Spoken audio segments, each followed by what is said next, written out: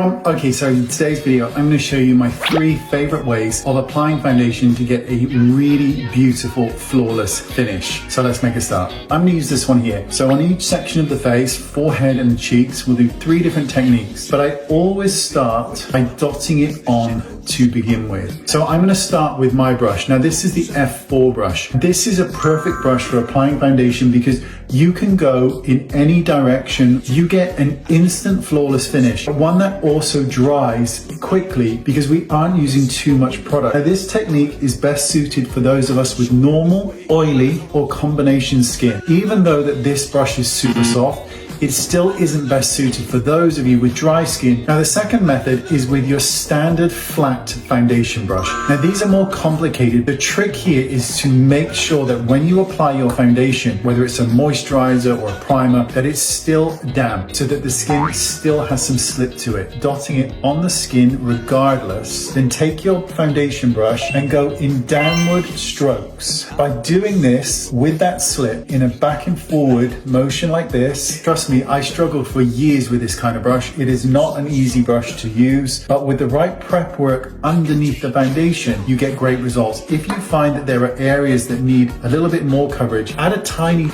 bit of foundation just to the tips, and you can gently just stipple over that area and then just buff down to ensure everything is smooth. And finally, a damp sponge. Now I prefer the triangular ones with the dotting method to begin with. What I like to do is to hold the sponge like this and I'm just smoothing it out. Now I want you to see that there's no pressure. I'm not doing this. It is the tip of the sponge gently smoothing things out. And this is what will give you that really effective result. I actually learned this technique from the wonderful makeup artist. She would hold the sponge so gently, almost like it was tickling the skin. So you can see how beautiful that's gone on. And that is my top 3 ways applying foundation. Thank you for watching, and I'll see you all soon. Bye-bye.